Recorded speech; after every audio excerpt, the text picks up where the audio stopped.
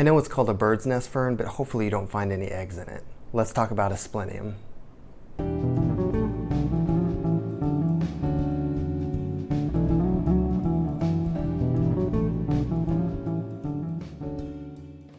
What's up, fellow plant enthusiasts? My name is Dylan Bain, and this is Bain's Botanicals. Today, we're going to be talking about Asplenium.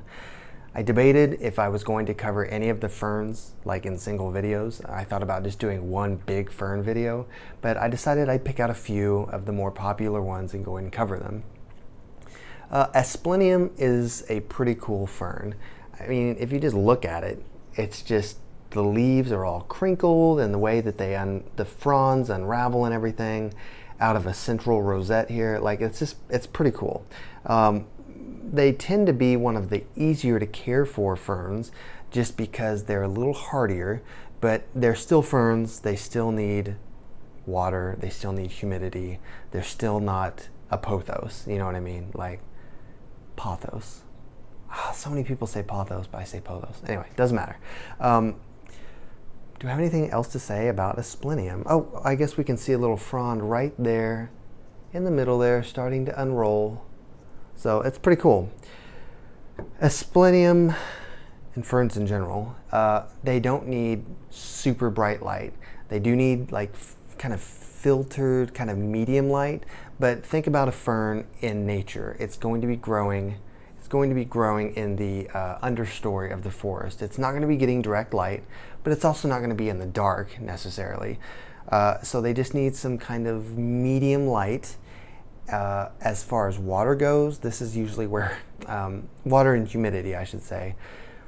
They need consistent water. Never let them dry out. It's not a philodendron. Let's use a different one. Not a philodendron. It's not a cactus. It's not a succulent. It's a fern. It needs to stay consistently moist. Not sopping wet, but just you don't ever want to reach your finger in there and have the soil feel dusty. Like you should always be able to touch it and maybe get a little bit of like black on your hands. I mean, most people can tell the difference between like dry, light brown, dusty soil and like somewhat moist, darker brown, kind of sticky soil. You always want to keep it kind of right about there. Humidity, they need humidity. Whether you do the pebble tray method, a humidifier, even misting will help. Like they need humidity. It's humid on the forest floor, and that's what they need. Soil, a regular houseplant soil. It doesn't need to be super well draining because it's okay that it retains a little moisture. I still wouldn't use like a moisture retention soil just because those scare me. Like I don't want it to be that wet. So, but give it a try. Maybe those are really good. Maybe I should try them. Maybe my ferns would live longer. I'm thinking of Miracle Grow in the blue bag. That's like the moisture control one. Fertilizer.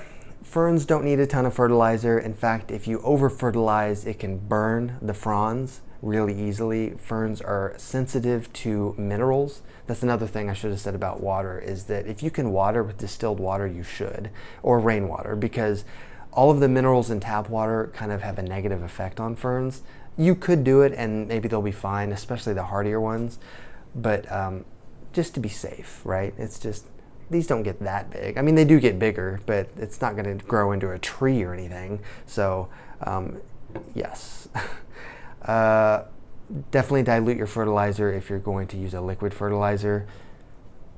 I've been doing mine bi-weekly. I know I always say that, but I've been doing bi-weekly and it's been doing just fine. What am I missing? Here's the taxonomy information for Asplenium.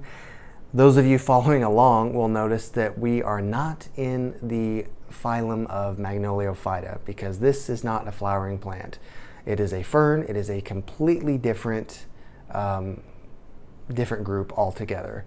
Ferns as a whole are really old plants. They go way back before plants could get really big.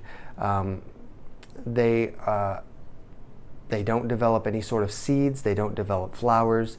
Ferns reproduce through spores, which just don't worry about it.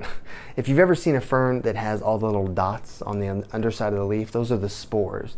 They're kind of like seeds, but they're not. So we'll just leave it at that so it's not too complicated. But yes, I believe Asplenium is in Polypodiophyta, if I'm not mistaken. So that's where a lot of the ferns that we know are. We'll talk more about that when we get into plant evolution and everything. But I think that's all I have to say about Asplenium.